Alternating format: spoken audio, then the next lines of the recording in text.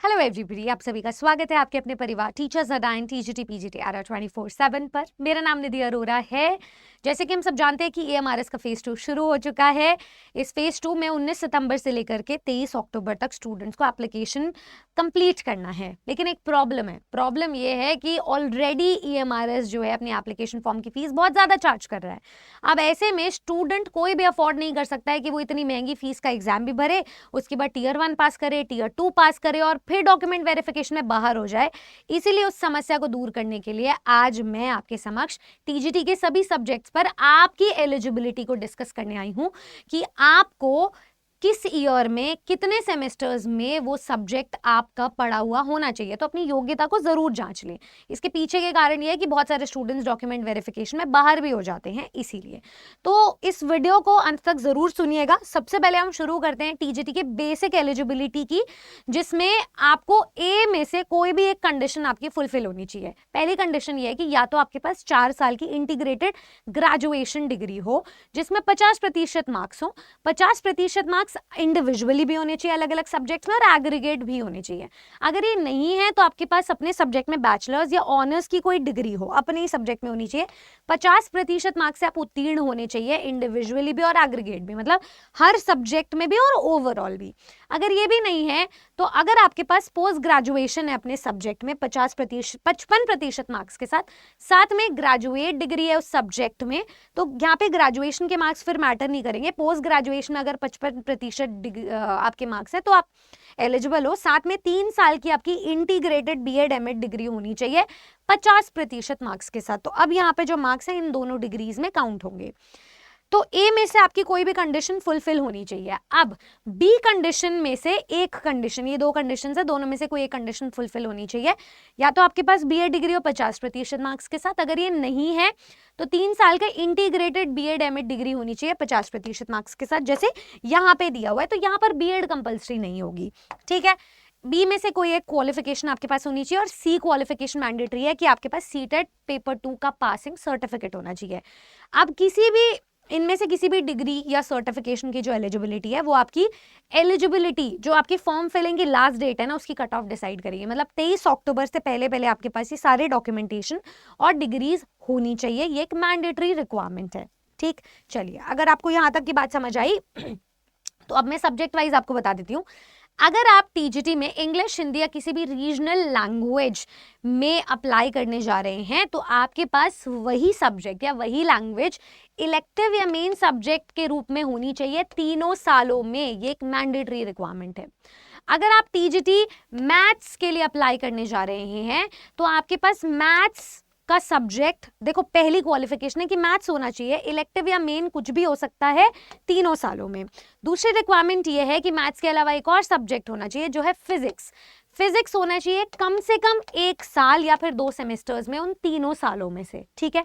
तीसरी रिक्वायरमेंट ये है कि केमिस्ट्री, इलेक्ट्रॉनिक्स, कंप्यूटर साइंस या स्टैटिस्टिक्स, इन चारों में से कोई भी एक सब्जेक्ट होना चाहिए किसी 1 साल में या 2 सेमेस्टर्स में। मतलब मैथ्स तो 3 सालों में हो, साथ में फिजिक्स हो, साथ में इनमें से कोई एक सब्जेक्ट हो।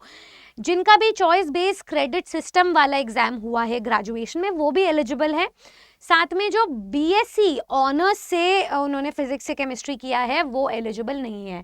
तो ऑनर्स डिग्री अगर आप फिजिक्स से केमिस्ट्री से कर रहे हो तो आप टीजीटी मैथ्स में एलिजिबल नहीं हो, ये चीज याद रखिएगा, ठीक है। उनके लिए फिर साइंस वाले सब्जेक्ट्स आ जाएंगे। बात कर लेते हैं टीजीटी कंप्यूटर साइंस की। तो अगर आपके पास बीसीए डिग्री है उसमें 50% मार्क्स है तो आप एलिजिबल हो। ये नहीं है तो ग्रेजुएशन अगर आपका कंप्यूटर साइंस या आईटी में है 50% मार्क्स के साथ, वो 50% मार्क्स आपके सब्जेक्ट में हो सकते हैं और एग्रीगेट भी होनी चाहिए तो आप एलिजिबल हो। कंप्यूटर साइंस जो है आपका 3 सालों में होना चाहिए एज मेन सब्जेक्ट, ये चीज याद रखिएगा। आईटी में ऐसी कोई रिक्वायरमेंट नहीं दी गई है।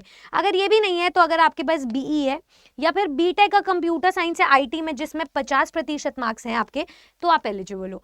याद रखिएगा पीजीटी की तरह टीजीटी में भी प्रमोशनल लेवल पर आपको बीएड की रिक्वायरमेंट होगी। तो आज एप्लीकेशन आप भले फिल कर पाओ, आप ज्वाइनिंग भी ले लो ईएमआरएस में, लेकिन जब आप ईएमआरएस में टीजीटी कंप्यूटर साइंस लग जाओगे और आपको टाइमली प्रमोशंस चाहिए, फ्लेक्सिबल प्रमोशंस चाहिए, तो बीएड डिग्री कंप्लीट कर लेना, उसका सर्टिफिकेशन जरूरी है, ठीक। चलिए बात कर लेते हैं अब कुछ और सब्जेक्ट्स की, जैसे कि टीजीटी साइंस। टीजीटी साइंस में बायोलॉजी, लाइफ साइंस, जूलॉजी या बॉटनी, इनमें से किसी में भी अगर आप टीजीटी साइंस के लिए अपीयर हो रहे हो तो इन चारों में से किसी भी एक सब्जेक्ट में आपकी ऑनर्स या मेन डिग्री होनी चाहिए। तीनों सालों में ये सब्जेक्ट्स होनी चाहिए, या तो बायोलॉजी हो तीनों सालों में, या लाइफ साइंस हो, ठीक है, या जूलॉजी हो, या फिर बॉटनी हो। अब मैं आपको as main subject and as subsidiary या इलेक्टिव सब्जेक्ट बता देती हूँ क्या क्या हो सकता है कॉम्बिनेशन के साथ। अगर आपके पास बायोलॉजी या लाइफ साइंस मेन सब्जेक्ट है तो केमिस्ट्री प्लस बॉटनी के साथ, या फिर जूलॉजी, केमिस्ट्री प्लस बॉटनी या केमिस्ट्री प्लस जूलॉजी जो है आपका सब्सिडरी सब्जेक्ट हो सकता है। अगर आपके पास बॉटनी है एज मेन सब्जेक्ट तो केमिस्ट्री के साथ जूलॉजी आपका सब्सिडियरी सब्जेक्ट हो सकता है। अगर आपके पास जूलॉजी एज मेन सब्जेक्ट तो आपके पास केमिस्ट्री के साथ बॉटनी हो सकता है। चॉइस बेस्ड क्रेडिट सिस्टम वाले स्टूडेंट्स यहाँ पर भी अलाउड हैं, एलिजिबल हैं अप्लाई करने के लिए। बात कर लेते हैं अब यहाँ पर टीजीटी में एसएसटी की। हर एक चीज़ को बहुत स्पष्ट मैंने मेंशन किया है। टीजीटी एसएसटी में देखिए हिस्ट्री, ज्योग्राफी, पॉलिटिकल साइंस या इकोनॉमिक्स, ये चार में से कोई भी दो सब्जेक्ट आपका पढ़ा हुआ होना चाहिए, ठीक है। एनी टू, मतलब हिस्ट्री, ज्योग्राफी, पॉलिटिकल साइंस या इकोनॉमिक्स में से कोई भी दो। अब उन दोनों में से रिक्वायरमेंट ये है कि एक सब्जेक्ट मैंडेटरी होना चाहिए आपके हिस्ट्री या ज्योग्राफी में से तीनों सालों में एज इलेक्टिव या मेन सब्जेक्ट, ठीक है। तो इन चारों में से हिस्ट्री या ज्योग्राफी में से कोई एक तो होना ही चाहिए तीनों सालों में एज मेन सब्जेक्ट, और दूसरा सब्जेक्ट जो है कोई भी हो सकता है, और वो कोई भी सब्जेक्ट एटलीस्ट 1 साल या 2 सेमेस्टर्स में होना चाहिए। मतलब इनमें से कोई भी एक होना चाहिए 1 साल या 2 सेमेस्टर्स के लिए। चॉइस बेस्ड क्रेडिट जो सिस्टम वाले स्टूडेंट्स हैं जिनकी इसमें डिग्री हुई है वो भी एलिजिबल है अप्लाई करने के लिए। तो ये तो रही बात आपको आपके एग्जामिनेशन की नॉलेज की कि आप किस पोस्ट में एलिजिबल है। अगर इसके अलावा भी आपके कोई डाउट रह जाए तो प्लीज़ मुझे कमेंट सेक्शन में ज़रूर बताइएगा। सिर्फ टीजीटी पोस्ट वाले बताएं यहाँ पे, क्योंकि मैं एक सेपरेट वीडियो करूंगी जिसमें सवाल आपके पूछे गए होंगे कमेंट सेक्शन से उठाए हुए और जवाब मेरे होंगे। आपके सवालों को सॉर्ट आउट करना बहुत ज़्यादा ज़रूरी है, जो हो पाएगा इसी प्लेटफॉर्म के द्वारा, क्योंकि हम यहाँ पर इंश्योर करते हैं कि आवेदन से लेकर के चयन तक आपका पूरी प्रक्रिया आपको सॉर्ट आउट करके दी जाए। अब आपको एप्लीकेशन फॉर्म के साथ साथ अपनी तैयारी पर भी फोकस करना है, क्योंकि ऐसा ना रहे कि आप सिर्फ अपनी योग्यता जांचते रह जाएं, आपका टियर 1 भी निकल जाए, टियर 2 भी निकल जाए और आपको डॉक्यूमेंट वेरिफिकेशन के लिए बुलाया भी ना जाए। तो कोई भी स्टूडेंट जब इतनी फीस दे रहा है तो उसके लिए बहुत ज़्यादा ज़रूरी है कि वो अब साम दाम दंड भेद देख कर दे इस एग्जाम को क्वालिफाई करने के लिए। पिछली बार लैंग्वेज कॉम्पिटेंसी टेस्ट की वजह से बहुत सारे स्टूडेंट्स रह गए थे टीजीटी पोस्ट में स्पेशली, क्योंकि यहाँ पर 30 नंबर की लैंग्वेज कॉम्पिटेंसी टेस्ट है। इसमें मेरा पहला सजेशन रहेगा कि जो रीजनल लैंग्वेज है उसे आप इंग्लिश या हिंदी में से ही चूज करना, जो भी आपके लिए कंफर्टेबल हो, ताकि आप किसी एक सब्जेक्ट पे फोकस करके भी ओवरऑल इस बार मार्क्स लेकर आ पाओ। तो 30 में से आपको 12 नंबर लेकर आने हैं। दूसरी चीज़ ये कि अपनी तैयारी आज से और अभी से शुरू कर लो, क्योंकि पहला पेपर का जो पैटर्न है वो पूरा बदल चुका है। प्री के पेपर में आपको सब्जेक्ट पढ़ना ही नहीं है, सब्जेक्ट की पेडागॉजी पढ़नी है। मेंस में और प्री में आपको ज़्यादा समय नहीं मिलने वाला है जिसमें आपको पूरा सब्जेक्ट पढ़ना है। तो हम प्री प्लस मेंस की तैयारी आपको एक साथ करवाना चाह रहे हैं अपने एकलव्य बैचेस में, जो शुरू हो चुके हैं आज से। इन बैचेस में हम लिमिटेड सीट्स पर एनरोलमेंट ले रहे हैं, तो आपके लिए की तैयारी को साझा करने के लिए आप इन मॉक टेस्ट को ज्वाइन कीजिए, ई बुक्स को ज्वाइन कीजिए, रिकॉर्डेड वीडियोस को ज्वाइन कीजिए। लेकिन आज हम आपको टीचिंग महापैक के द्वारा 60 से भी ज़्यादा एग्जाम्स की तैयारी करवा रहे हैं, जो आपको यहाँ पर लिस्टेड मिल जाएंगे। उनमें से किसी एक एग्जाम या एक पोस्ट को भेजना बहुत ही ज़्यादा आसान होगा। आइए तैयारी शुरू करें, टियर 1 की भी, टियर 2 की भी, क्योंकि दिसंबर में अगर आपको टियर 1 देखने को मिला तो सिलेबस इसका बहुत सारा है, तैयारी आपकी कुछ भी नहीं है। उसको कैसे केटर करना है स्मार्टली, वाइजली, वो हम आपको बताने वाले हैं। तो टीचिंग महापैक में आप एनरोल कर सकते हो। किसी भी बैच में जुड़ने के लिए आपका ये मैक्सिमम डिस्काउंट के लिए कोड है Y449, ये आप लगाइए।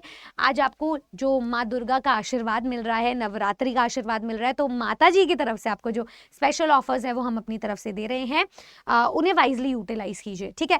ये तो हमारा ओवरऑल बैच है। जो मेरा सजेशन रहेगा कि आप टीचिंग महापैक में एनरोल कर लेना। बाकी इंडिविजुअल बैचेस भी हमारे आउट है, जैसे ये हमारे टीजीटी में TGT social science, TGT English का बैच है। इंग्लिश के बैच को आप देख सकते हो। मैं आपको जनरल इंग्लिश भी पढ़ाऊंगी, मैं आपको जो टीजीटी के इंग्लिश है, इसमें grammar, vocab, comprehension, writing section, pedagogy, ठीक है, सब कुछ पढ़ाने वाली हूँ। बाकी लिटरेचर के आपके 2 फैकल्टीज मिल रहे हैं जो आपको मिलके पढ़ाएंगे, तो पढ़ना आपको सब है, और जनरल पेपर के भी सब्जेक्ट्स आपको मिल रहे हैं। तैयारी अपनी करनी शुरू कर दो, हमारे बैचेस रिलीज हो चुके हैं। कोई भी एक बैच में इनरोल कर लो या टीचिंग महापाक में, चॉइस आपकी है, लेकिन तैयारी से पीछे ना हटें, ठीक है। जहां इतनी मेहनत कर ली, जहां आपने इतने पैसे लगा दिए इस एग्जाम की फॉर्म फिलिंग को भरने में, आप ये डिस्काउंटेड कूपन कोड यूज करके इससे हाफ प्राइस पे हमारे बैचेस का हिस्सा बन सकते हो, जो आपको 1 नहीं 2 नहीं, ज्यादातर एग्जाम्स जो 2025-26 में आने वाले हैं वो सारे क्लियर करवाएंगे, आपको मैक्सिमाइज करके रिजल्ट्स देंगे, और आपको लाइफ टाइम रिटर्न्स भी देंगे। So thank you so much. इसके अलावा अगर आपकी कोई क्वेरी रह गई हो, मुझे जरूर कमेंट सेक्शन में बताएं। ऐसे और वीडियोस के लिए सब्सक्राइब करें टीचर्स अड्डा 24/7 को। जय हिंद।